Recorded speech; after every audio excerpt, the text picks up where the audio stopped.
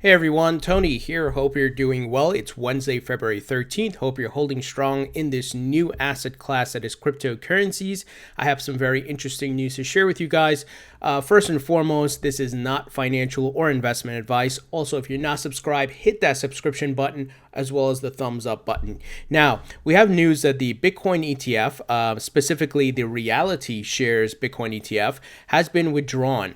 Now, if you recall, this is the ETF that is bundled with other assets and cryptos and so forth, where it's, part of it is just, let's say, Bitcoin and the rest of it is other assets. So this was an approach that I think that I discussed with Matty Greenspan from eToro in my interview with him the other day.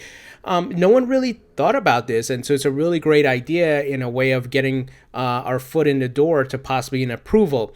But interesting enough, it was withdrawn. So Reality Shares ETF Trusts, a division of Blockforce Capital, is withdrawing an exchange-traded fund proposal that, if approved, would have included exposure to Bitcoin futures. The move comes just days after the proposal for the Reality Shares Blockforce Global Currency Strategy ETF was first submitted to the Securities and Exchange Commission. According to a note submitted to the SEC on Tuesday, the company withdrew its ETF proposal at the request of the agency's staffers. So very interesting. A lawyer for Reality Shares confirmed this. He says, I cannot confirm that we did withdraw it. I can confirm that we did withdraw it and that it was withdrawn because the staff are still taking the position that it's not appropriate to file a registered 40 Act fund with cryptocurrency exposure at this time. So it looks like they got some pushback from the SEC.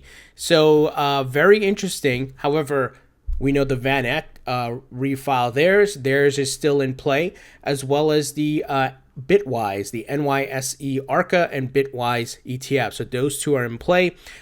Both are physically backed. So this one would be on paper, not physically backed, the Reality Shares. So it's interesting what's happening here. So I just want to let you guys know that has happened, but we still have the other two, which have a more likely chance because they're coming from very established companies that have won ETFs in the past and that are physically backed. So just want to let you guys know that. Now, we got some interesting news from the CFTC, very, very similar to what the SEC released, late last year in December, and even they've been tweeting about it recently. The CFTC makes cryptocurrency surveillance one of its top priorities. The CSE has said they're making digital currencies a top priority as well. So the CFTC has announced its first examination priorities for registrants, which include cryptocurrency surveillance practices. According to CFTC Chairman Christopher Giancarlo, it aims to improve CFTC's relationship with the markets. It regulates and promotes a culture of compliance. Now, as many of you know, Bakkt is waiting on these guys. Like, come on, give us an approval so we can launch. That is why Bakkt they've been pushing their deadline, the launch deadline back and back and back. It's because they're waiting on the CFTC. They can't do anything. Likewise, people are waiting for the Bitcoin ETF. They're waiting on the SEC. So this is all about government holdup here. That's where the bottleneck is taking place. And I hope there's not another government shutdown this Friday, because the temporary open government that we're in right now expires. The legislature expires Friday, and hopefully the politicians can work it out, because that is going to set us back again. Hopefully it doesn't happen. But here it is officially on the CFTC.gov's website, published February 12th, 2019. And as you can see here, number one, cryptocurrency surveillance practices. So this is a great sign. At least we're getting some progress on their end, but they are moving slow as hell. And as you guys know, where everybody in the market wants Bakkt to launch, they want to be Bitcoin ETF approved. But we're at the mercy of the U.S. government. So, guys, patience is so important here. It is annoying, but patience is important. Now, on to some Ripple XRP news. So, a Saudi central bank encourages local commercial banks to adopt Ripple tech. This is big, very big. Just imagine that, a central bank. And we saw even the Federal Reserve here in the United States endorse Ripple's technology, right? We've gone through this, and even Ripple's employee, I forgot his name, it's an Indian guy. He said they're working with 40 to 50 central banks globally, and obviously they're working with the IMF as well. Well, there's a video of this where he says, we, central bank, don't implement Ripple technology, but we still work with Ripple to educate and encourage commercial banks to use their technology.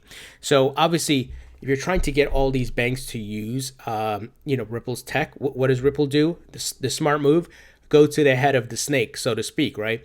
You go to the central banks, which works with all the respective banks. So smart move on their part. So continual endorsement from third parties, guys. It's not even Ripple saying this. This is coming from banks directly, central banks, even governments, IMF. I mean, big things are happening. This is why I'm so bullish on XRP. A lot of people in the crypto market can't wrap their head around the business aspect of what's happening here. They're still caught up in pump and dumps and ICOs. Yes, there's a lot of emerging technology, but Ripple is leading the market, the entire market, with adoption and partnerships via XRP, guys. And I'm telling you, XRP is going to go to number one. And is it going to happen tomorrow? No. When all those banks and institutions and all those folks are live on XRP and their volume kicks in. And not only that, what have we been talking about? You guys have seen my interviews with companies who have accepted the Ripple Spring investments, which inserts XRP, funds them with XRP, can get XRP used within the ecosystem like Omni and Scooter Braun's SB projects, even Securitize recently got an investment, and I interviewed the co-founder and president Jamie Finn of Securitize. Well, Vanessa Prestrito, who is the director of the Spring Initiative at Ripple, tweeted today, thrilled to announce Spring investments in WietseWind XRPL Labs. So you guys know XRP Tipbot, which was created by Weiss. Very, very big news. And this is not surprising because Weiss created a really great application where we can tip each other in XRP. And it's pretty amazing what he's been able to do. So shout out to them. It's a big win for them. There's a official blog post here outlining the investment. And looks like we got a pop-up here. So he's been, obviously this is a big use case for XRP, and we're seeing more and more adoption of the XRP Tipbot in different ways, guys. So big news, continued investments of XRP via the Spring Initiative. And obviously this is already using XRP, but we're seeing XRP being inserted into other marketplaces and ecosystems. So big stuff there. Now, CC Binance, right? CEO Binance, someone had asked him, well, he said XRP purchasing using credit card is working now. He's tweeted this yesterday.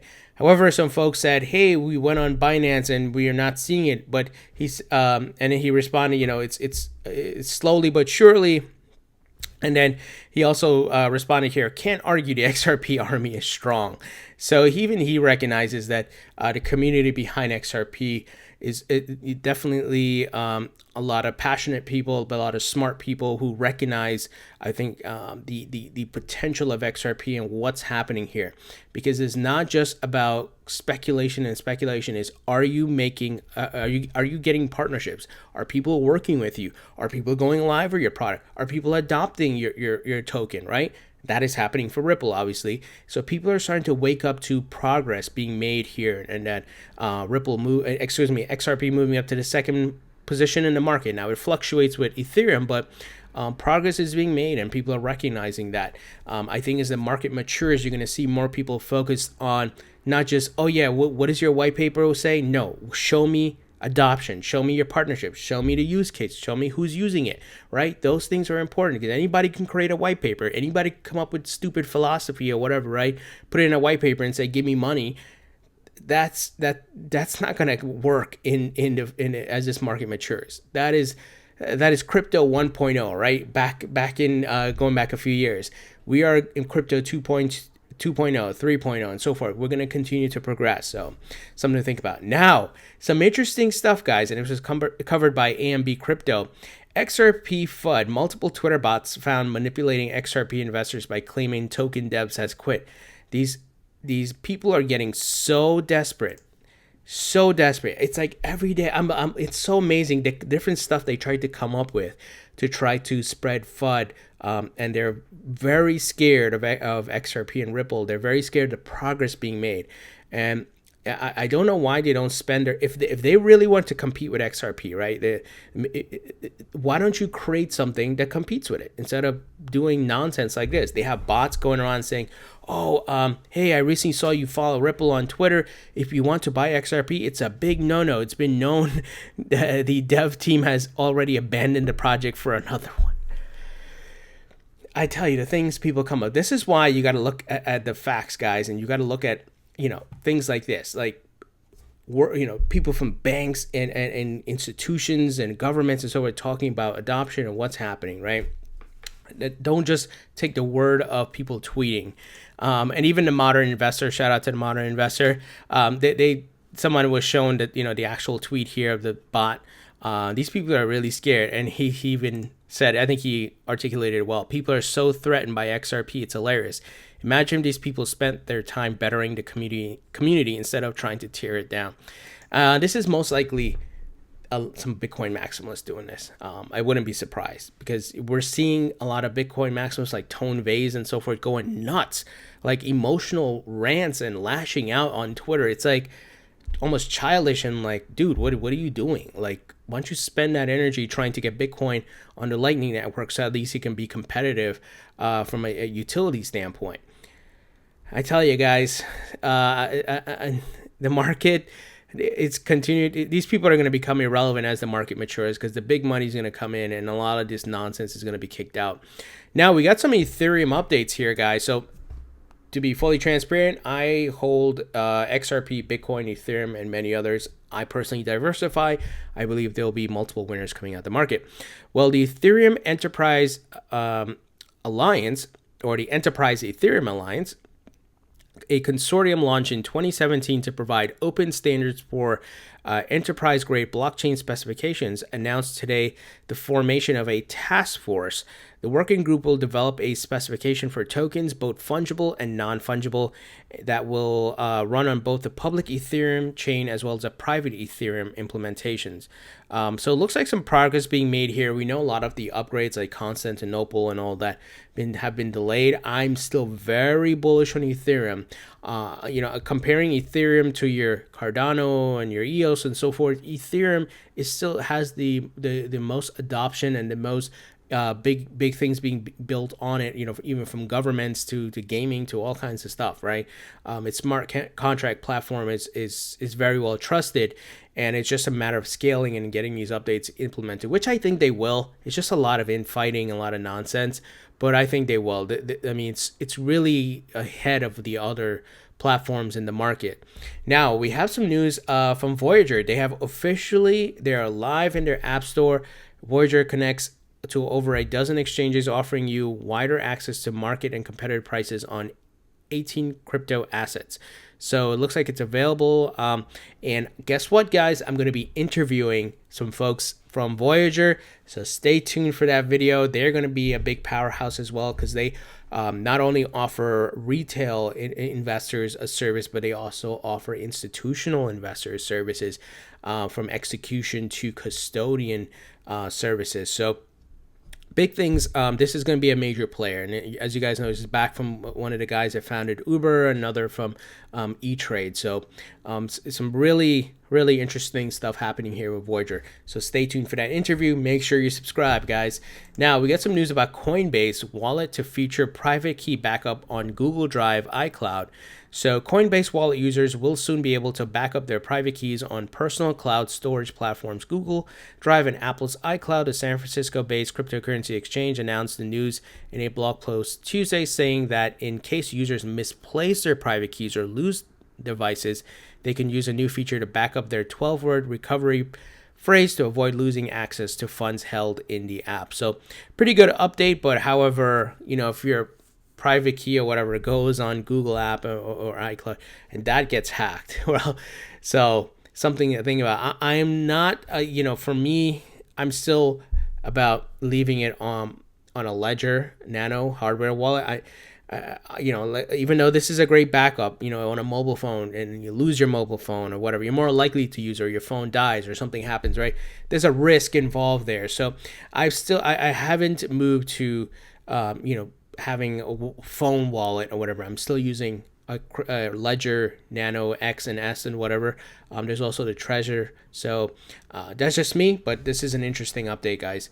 Now, finally, Status launches a tap-to-pay crypto hardware wallet. So we're continuing to see progress here, guys, in a bear market with blood on the streets, with the prices super low. And this is a sign of things to come. Status, the Ethereum messaging app and mobile browser startup, has relaunched their cryptocurrency hardware wallet under the new name, the Keycard.